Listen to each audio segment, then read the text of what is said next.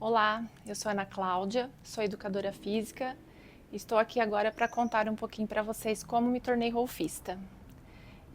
Eu venho da musculação, da ginástica, trabalhei bastante tempo com essas modalidades e a gente tem uma ideia de um corpo mais isolado, né? Um trabalho de músculos mais isolados. E aí, depois de um tempo, fazendo vários cursos de treinamento funcional, fui mudando um pouco essa visão do corpo para um olhar mais integrado, trabalhando com as capacidades que o corpo precisa, um pouco diferente da musculação e da ginástica. E dentro desse contexto, eu conheci uma professora que trabalhava com a liberação miofascial. E fui me interessando por essa técnica, percebendo o quanto ela conseguia organizar o corpo. E aí foi onde eu consegui ter mais acesso a essas informações e cheguei no Rolfing, na formação de Rolfing. E aí fui fazer essa formação e aí eu descobri que esse corpo integrado, da onde eu estava começando a conhecer, quando eu comecei a formação, foi muito além do que eu estava pensando de integração, falando sempre pensando no corpo físico, na estrutura física.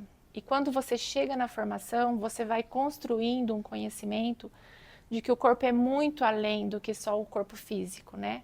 É um corpo integrado, mas quando estamos falando de mente, de emoções, de físico, e como que tudo isso está ligado.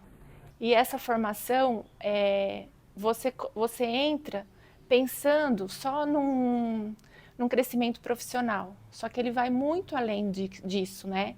Ele é um crescimento para a nossa vida pessoal. A partir desse movimento que você começa a entrar em contato com o seu corpo, você passa pelo processo do conhecimento do seu corpo e como isso reflete na sua vida, nas suas relações. Então, eu fui buscar um conhecimento, uma extensão da minha profissão, só que ali eu encontrei muito além do que eu estava buscando.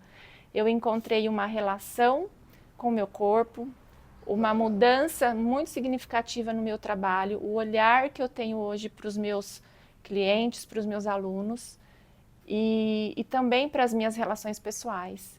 Então, eu acho que o Rolfing, ele é mais do que só uma formação. Realmente, ele é uma filosofia de vida, onde a gente começa a olhar para o ser humano como um todo e que cada ser humano, ele é único e ele tem uma história. E o corpo conta essa história. E lá na escola, tudo que a gente aprende é como eu olho para a história desse corpo com muita gentileza, sem julgamento. Então, assim, foi uma experiência para mim muito importante e que fez toda a diferença na minha carreira e na minha vida.